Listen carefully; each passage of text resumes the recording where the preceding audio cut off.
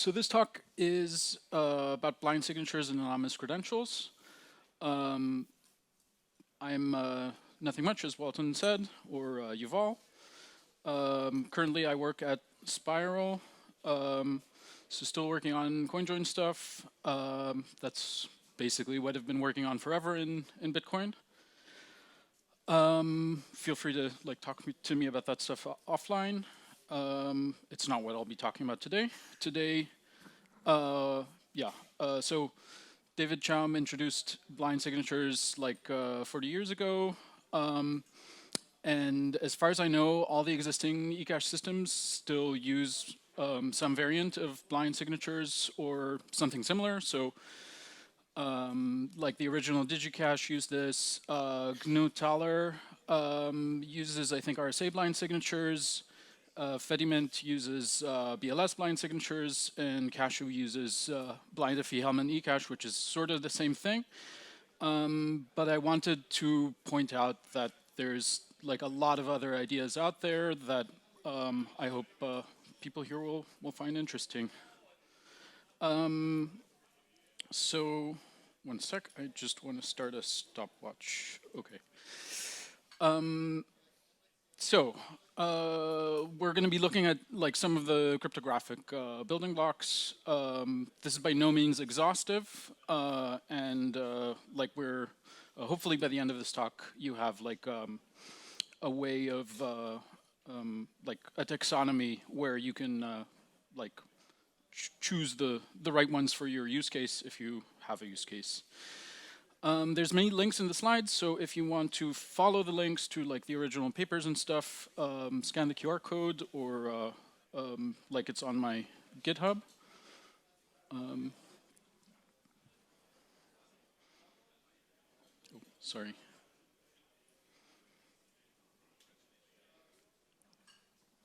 Okay, everybody seems to be finished. Okay, so the the motivating example is physical bearer tokens or assets or notes or whatever. This is what Xiaomi ecash is trying to implement. So just for the sake of a motivating example, Alice goes to Bob and deposits 1 unit of value, which could be an atom of gold or whatever you want to, some unit.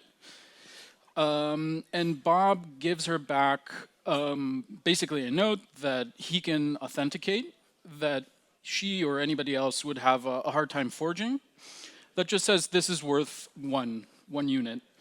And if she comes back then and gives the note back, then she can get back her unit of value. Incidentally, you can use these as payments themselves. That's what cash represents historically. Unfortunately, in computer stuff, if you take a picture of such a note, then you can copy it as much as you like, and that doesn't work out very well for Bob. So Chaumian ecash approaches this by the RSA blind signatures allow Alice to so first Bob generates a public key, and this needs to be well known. Then Alice comes along and does what's called a blind signature request. So she generates a random message. This is called a nullifier typically, or some other names for this are serial number or key image.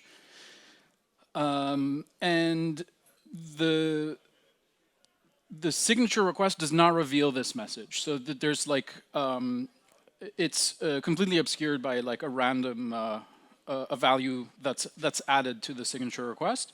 So Bob doesn't see the value of this thing, but because he sees that a unit of value was deposited in whatever way,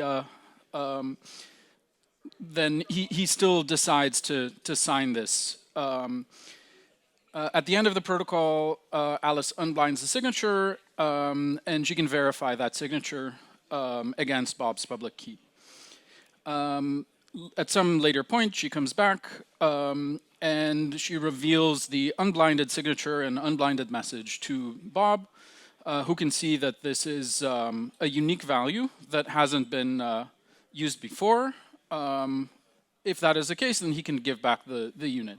So what the signature tells Bob is, I definitely gave out the signature previously. I only give signatures in exchange for deposits of actual units of value.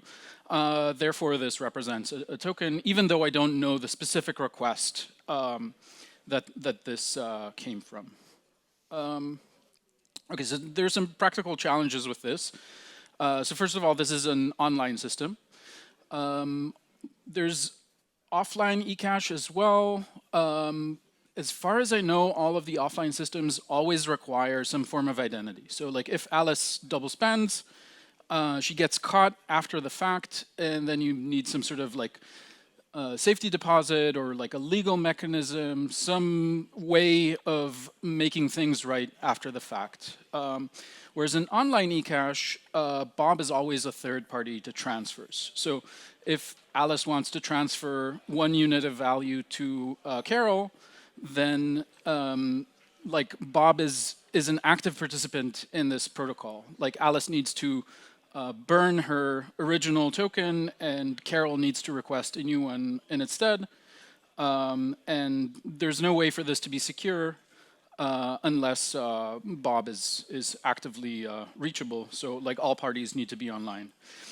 Another issue is that the nullifier set basically grows indefinitely. So like practical systems need some sort of, or typically need some sort of pruning, which means you need to rotate the keys periodically. And then like you never really use just a unit. So typically there's going to be like 1 key per denomination. And this presents issues for privacy. So the proofs of unlinkability for blind signatures, they make sense for a single blind signature, but it does not follow that a batch of unblinded signatures made by different keys is unlinkable with respect to the original requests. Like that's a much trickier thing to like assert in a rigorous way about a private ecash system. And also like for like when you want to make a payment and you want to make it rapidly, let's say your balance is some value X and your payment amount is some smaller value than that. And let's say that you're using powers of 2 as the denominations. Well, what if the bits that you need to represent the smaller value are not part of the bits needed to represent your total balance? So you need to use perhaps some of the larger values, either split them, and maybe you want to do this ahead of time, and then there's a question of like, okay, well, how many of each denomination do you keep around? Or if you do this like just in time, then are you leaking even more information about the balance that you have?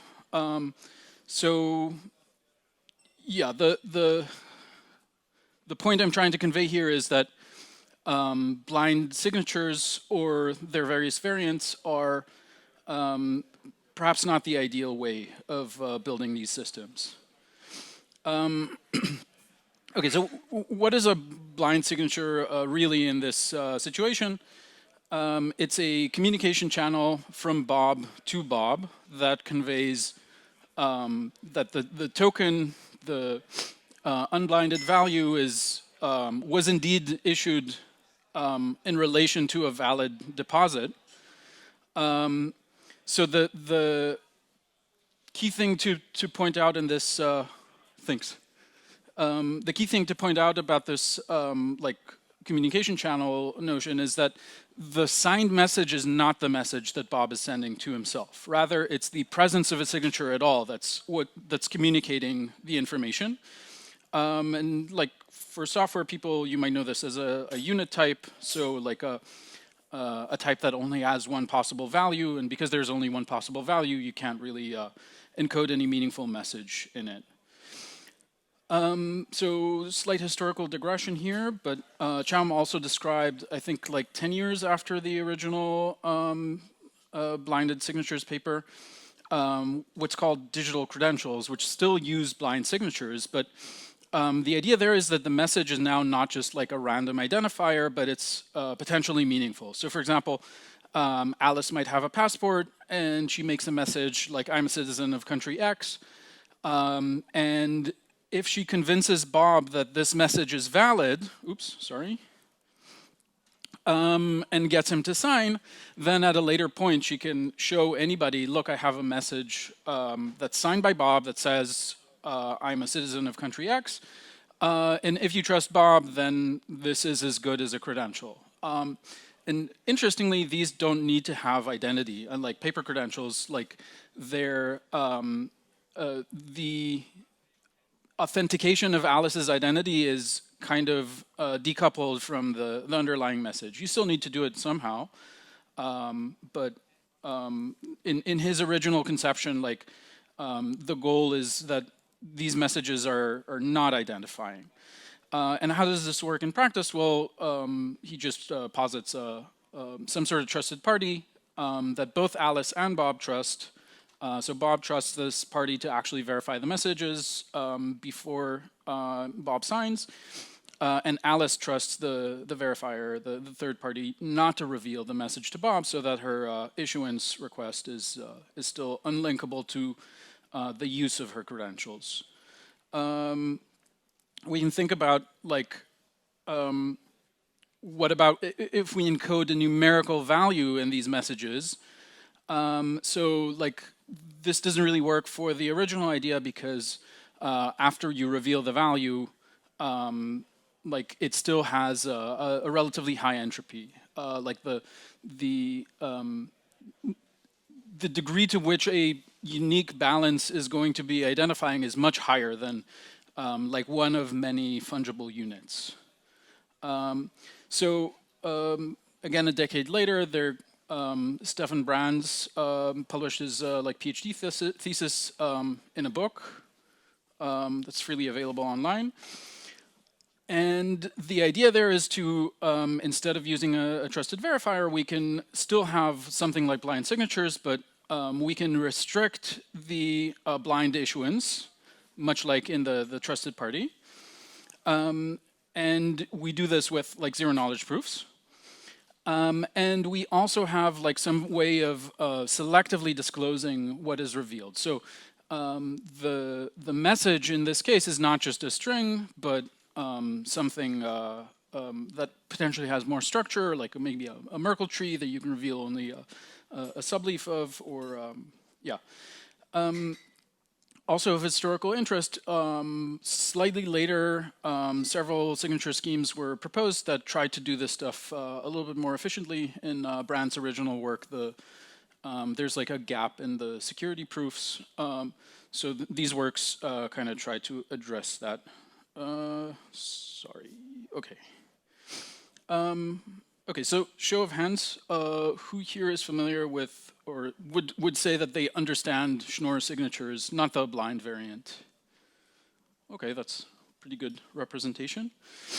So blind signatures, blind Schnorr signatures are kind of broken. Maybe you've heard of the Wagner attack or the Ross attack. But the idea there is when you have multiple concurrent blind signature requests, the requester is able to do this maliciously in a way that lets them forge signatures later. So RSA and BLS blind signatures don't have this problem at all. BLS is also what's used by Fedimint. It also supports threshold signing. So I would implore you to look at these more if you're still wanting to build a blind signature system. But there are fixes for the Ross attack on blind Schnorr signatures. So an interesting way of fixing it is using much more general zero-knowledge proofs to basically do the same as Brand's credentials.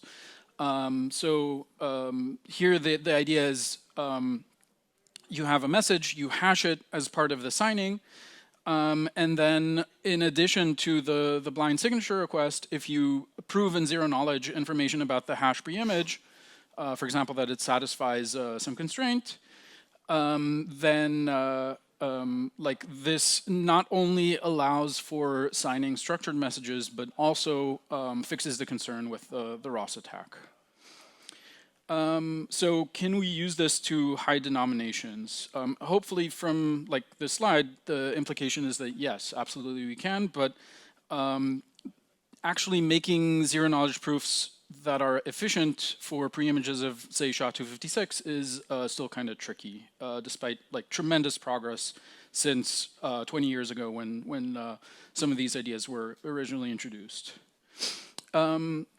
Okay, so how would we more efficiently hide the values or hide the denominations that we're using?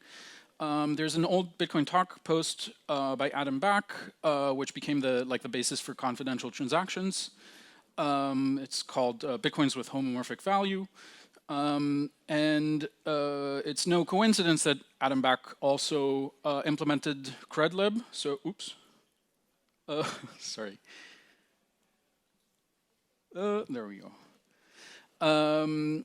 Credlib is an implementation of brand's credentials. Microsoft later bought some of the patents on this and released a system called uProve. And already in Brand's thesis, there's some discussion of like how do you prove information about like numerical values that are committed to in the message. Kind of fun historical fact, apparently Adam Back gave a talk at Blockstream about this stuff, which inspired Jonas Nick to kind of look into this. He gave a talk at, I think it was Building on Bitcoin or Breaking Bitcoin in Lisbon in like 2019. And that was, like this talk is kind of trying to continue what was presented there. Yeah, I don't know what I'm saying about that, but so what does homomorphism mean? So you may have heard that fully homomorphic encryption is kind of like a unicorn. Here we have a much weaker requirement, which is just additively homomorphic. So the idea is if you have a function that is linear in its arguments. Sorry, I keep pressing the left arrow and advancing the slides. So like if we have a function where we can add the values in the range of the function, so f of a plus f of b, and we can also add the values in the domain of the function, so f of a plus b, and these are the same thing, then that function is homomorphic. For committing to numerical values to be used in like economic transactions, a concrete version of F that we would care about is Pedersen commitments.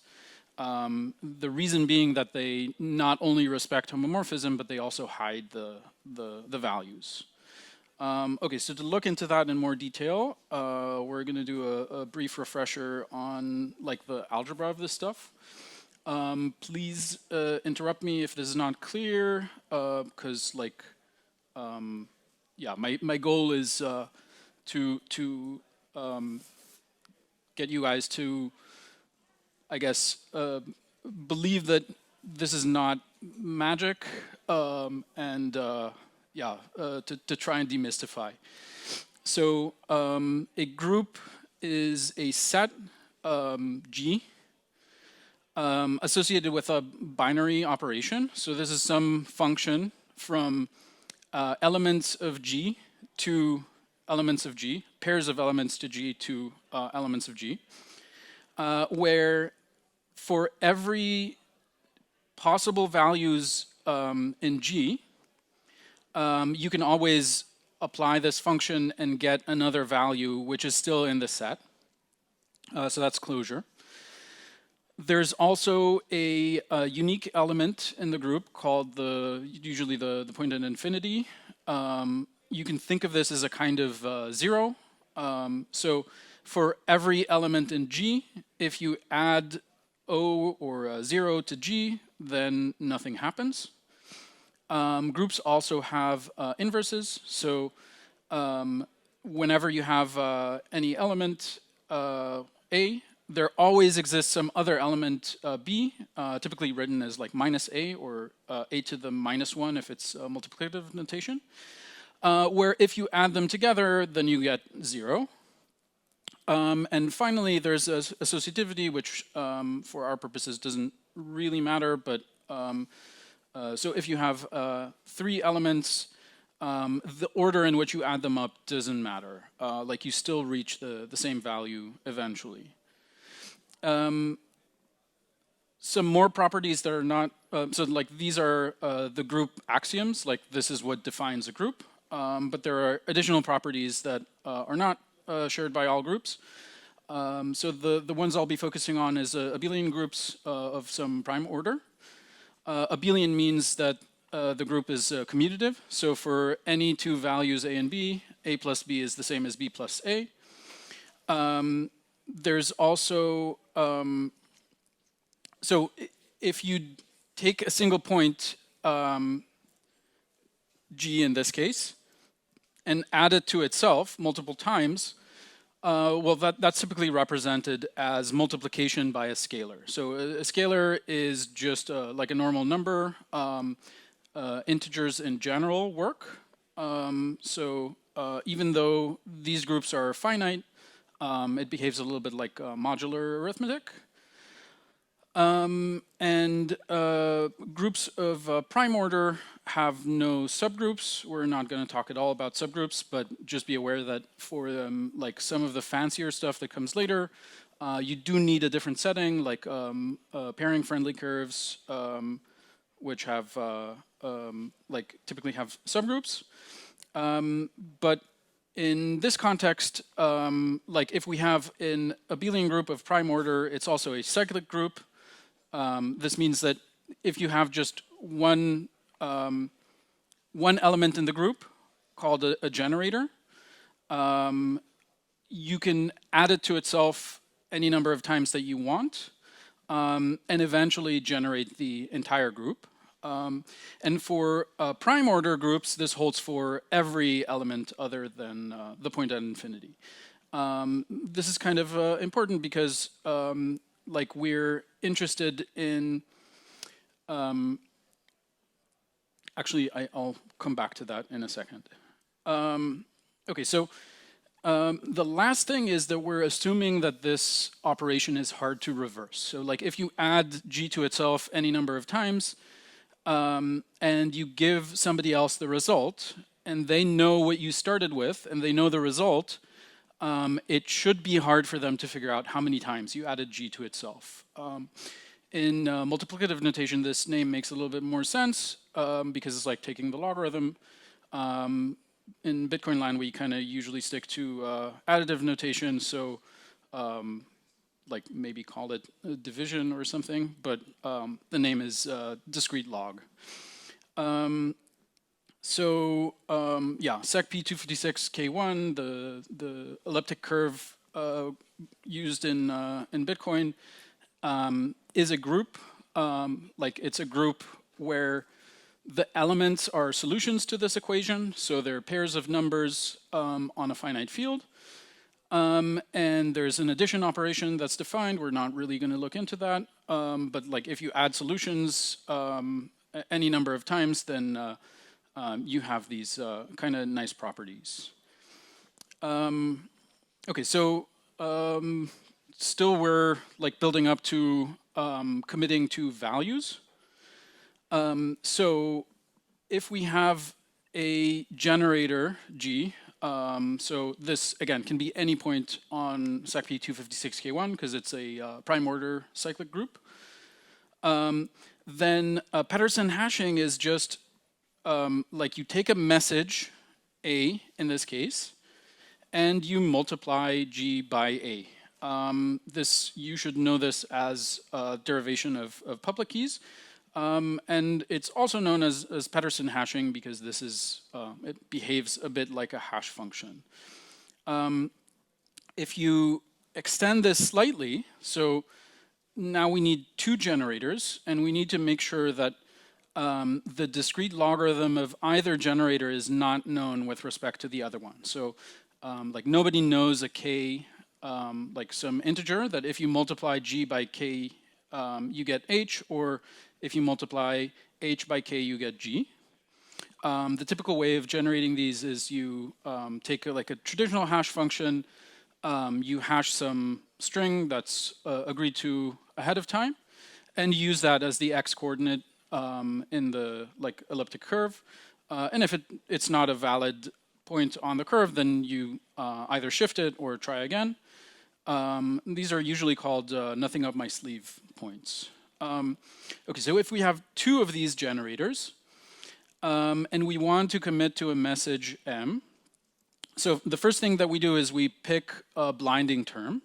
So this is just a random value.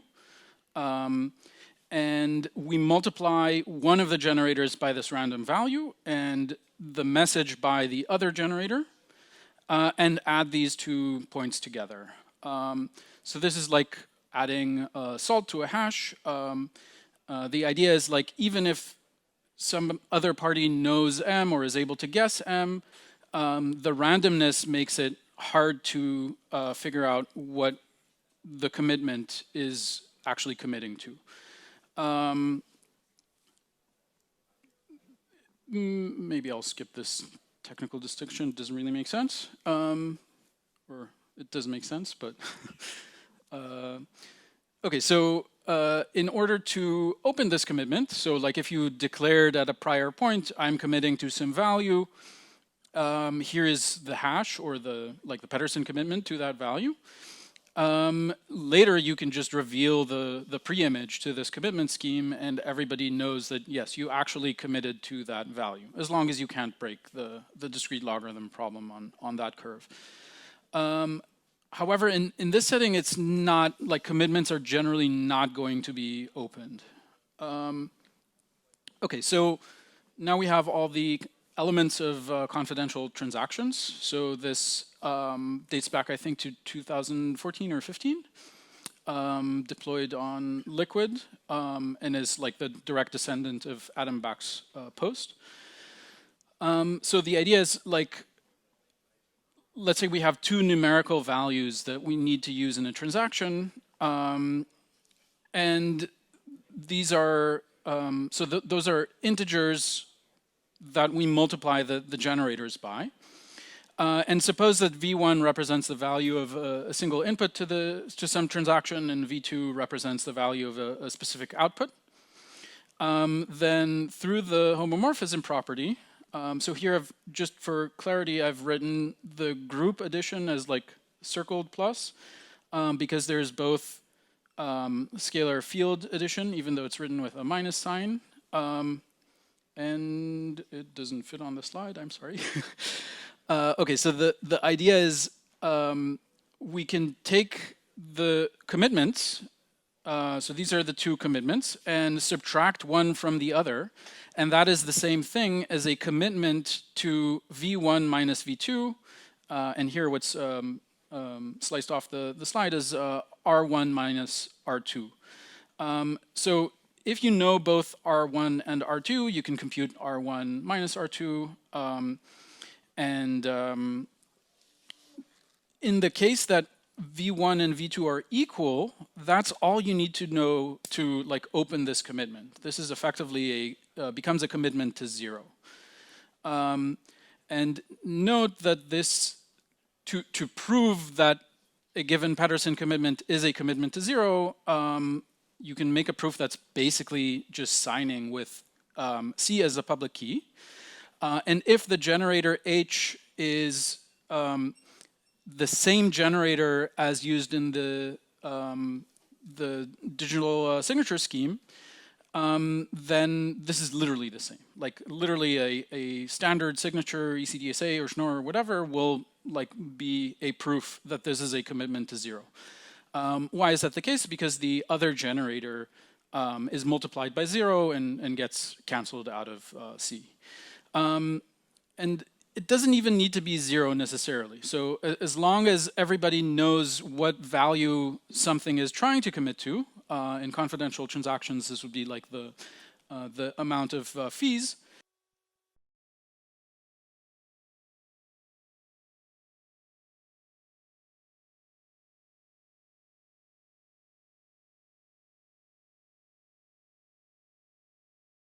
you know that the original commitment was a commitment to this positive value v prime.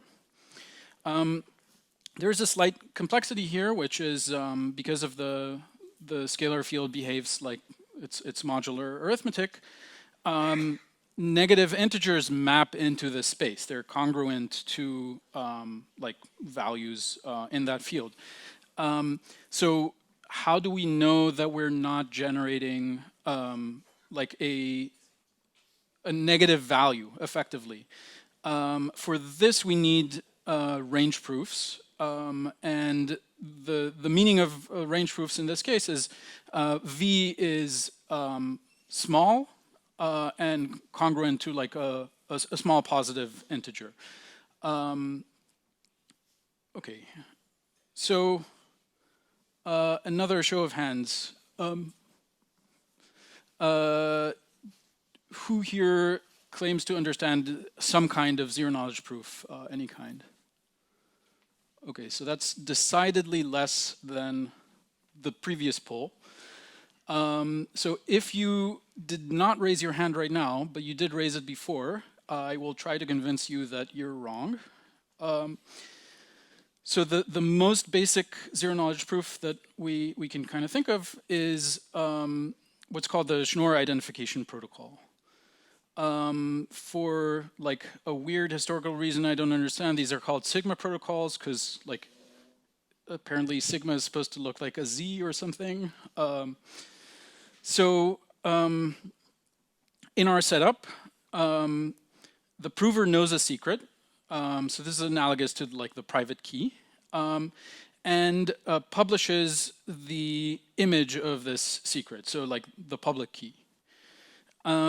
And the prover wants to demonstrate to some other party, the verifier, that they actually know X, the discrete logarithm of P. So the first thing that we do is we generate a random nonce, and we multiply that by the same generator and send this commitment to the verifier. This should look very familiar. The next thing that happens, so this is an interactive protocol as described in the literature. The verifier generates a random challenge value, which is another scalar, and sends that to the prover. And then given this challenge, the prover can respond. So it's a fairly simple calculation, exactly the same one that's used in Schnorr signatures, not by coincidence. They send this response back to the verifier, and then the verifier can confirm that if you take the response times G, it should be equal to the original like nonce commitment R minus the challenge times the public key. Yeah, for completeness, here's like why this works. So this 3-tuple RCS is known as the transcript for this protocol.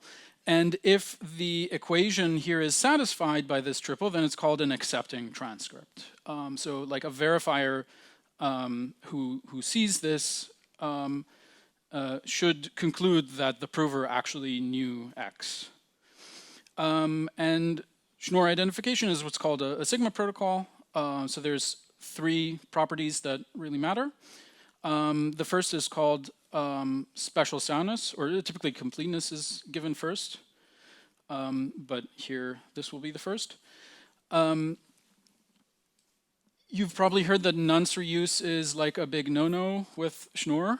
The reason for this is that nonce reuse is what makes this a proof of knowledge.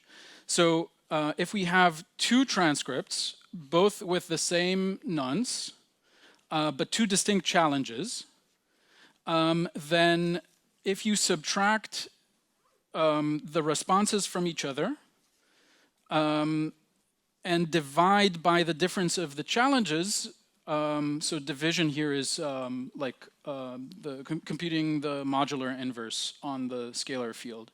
So not really division, or I mean it is, but yeah, I found that a little bit confusing at first, but basically you're able to I should say this is not the inverse, or sorry, not the additive inverse or the negative, but the multiplicative inverse. So if you're able to do this, which you should be able to, for two accepting transcripts, then you should be able to compute X and extract it from these transcripts. And because the prover leaked, like by making this mistake, the prover has actually leaked the secret to you, if you have only one accepting transcript and none's reuse did not happen, but you know that should it happen, you would be able to extract the secret, this means that the prover definitely had to know X in the first place. So this property is called special soundness. The other property is what's called honest verifier zero knowledge. So honest verifier, you can kind of ignore that. That's just to say, like the verifier will be following the rules and not trying to behave maliciously. In this situation, so there's this concept called a simulation. So if you generate a response and a challenge completely at random, you can trivially compute R for any public key. The key thing to notice here is that the simulator in this case doesn't know the discrete logarithm of neither P nor R. So because anybody can do this, anybody can generate a transcript that matches, that is accepting. And this kind of seemingly contradictorily implies that an accepting transcript has literally no information about X. The key difference is the order in which things happen. So if first you commit and then you challenge, then soundness holds. But if kind of time flows backwards, then a transcript reveals literally nothing about the message. So the last property is completeness, which I'm not going to dwell on, but basically there shouldn't exist any public key for which a prover who knows the discrete log cannot generate an accepting transcript. And if we just add hash functions through the Fiat-Shamir transform or Fiat-Shamir heuristic, this should be very familiar. Then essentially the prover can simulate a verifier and do this in such a way that anybody else could be equally convinced that the transcript is actually valid. So the last element of signatures constructed from Sigma protocols is that you just add the message to be signed to the hash. So hopefully I've convinced everybody who raised their hands before that they actually do know a kind of zero knowledge proof. Okay, so this is much more general than just proving the discrete log of a single value. So there's this notation here that for Schnorr identification, this is describes the meaning of a zero knowledge proof that is Schnorr identification. So here in parentheses are the inputs to this, and on the right side is a statement that's determined a priori. And in this case, this says X is a private input, P is a public input, and the statement is P is equal to X times G. So we can generalize this in two ways. The first is what's called a Chown-Peterson proof or discrete log equivalence proof. So if you have 2 points, P and Q, that are both the X times 2 different generators, then this proof shows that X is indeed the same for both of these. Another proof is the opening of a commitment.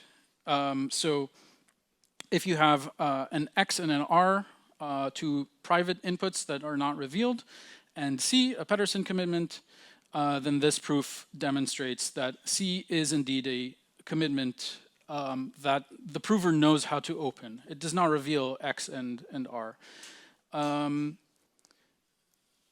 Okay.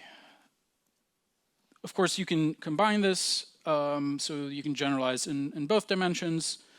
And there's an open question here, which is like, can you do, like, if W1 or like the witnesses here, the secrets, were generated according to like Music or Frost, can you, like, does that hold for like threshold proving? And it seems that it's very simple to do, but well, the security proofs are not simple at all. So like there's yeah, good work to be done there. Okay, so very quickly, I'm kind of running out of time, but we can do a lot of interesting things just with this very basic zero-knowledge proof. So can we prove disjunctions or statements? So yes, that's called ring signatures. Can we prove that something is a bit commitment? We can do that with OR proofs or without, with this like cute polynomial trick that I don't have time to go into.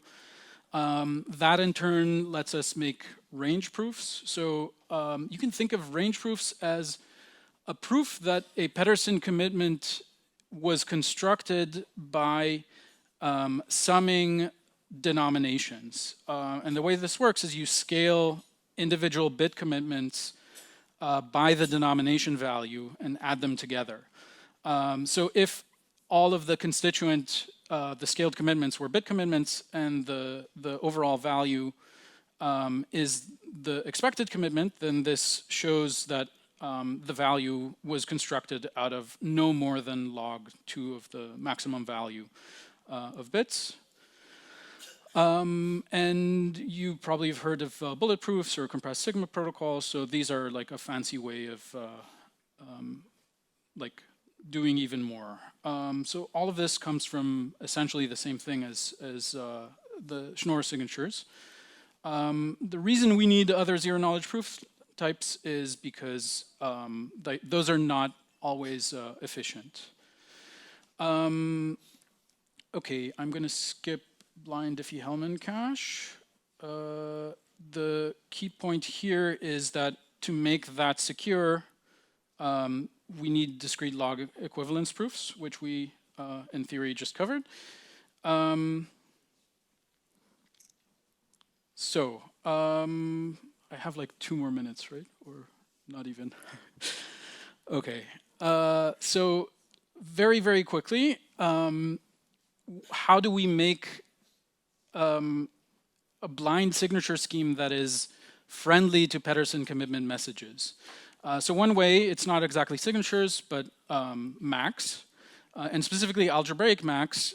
You can think of these as like an analog of like if Pedersen hashing is the elliptic curve way of doing hashing, then algebraic MACs are kind of the elliptic curve friendly way of doing like HMAC or something. And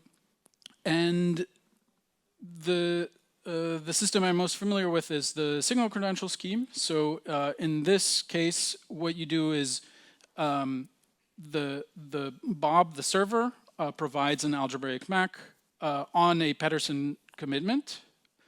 And Alice, the user, will just prove that she has a MAC. So I'm not going to go into this, but instead of like revealing the MAC, she just makes a simple Sigma protocol proof that demonstrates that she has one. With a discrete log equivalence proof, she can generate a key image, and that prevents double spending.